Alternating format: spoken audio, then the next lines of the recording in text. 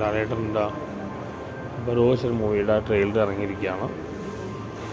പ്രതീക്ഷക്കാട്ടും നല്ലതാണ്. ഒരു ഫാൻറ്റസി ഫിലിമാണ്, 3D ഫിലിം, എല്ലാവർക്കും വേണ്ട ഒരു ഫിലിമാണ്.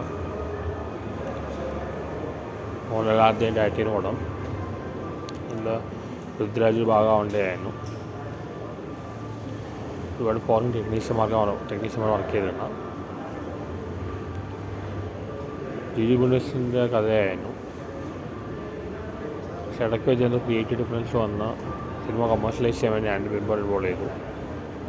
പുള്ളി ഒരു പുലിമുരുകൻ ഒടിയൻ ആ സ്റ്റൈലിലാക്കിയെന്ന് പറയുന്നത്.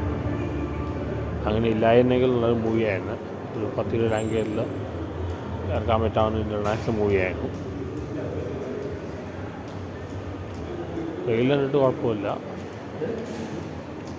പിന്നീട് ഹെൽപ്പ് ചെയ്തിരുന്നത് TK രാജകുമാറും മോനെ ഹെൽപ്പ് ചെയ്ത TK രാജകുമാറും സന്തോഷ് ശിവനുമാണ്. 3D മൂവിയാണ്. പറയാൻ പറ്റില്ല പടം എങ്ങനെ വരുമെന്ന് അറിയില്ല. ഒരു 50% പ്രതീക്ഷയാണ്. 50% പറഞ്ഞ് നന്നാകാൻ സാധ്യതയുണ്ട്. കാരണം ഫോറിൻ ആൾക്കാർക്കാണ് ടെക്നീഷ്യന്മാർ. TK രാജകുമാർ പിന്നെ സന്തോഷിൻ്റെ ഹെൽപ്പുണ്ട്. 50% പൊളിയാൻ സാധ്യതയുണ്ട്. കാരണം ആൻഡ്രി ബെർബർ അതിൽ പോലെയുണ്ട്.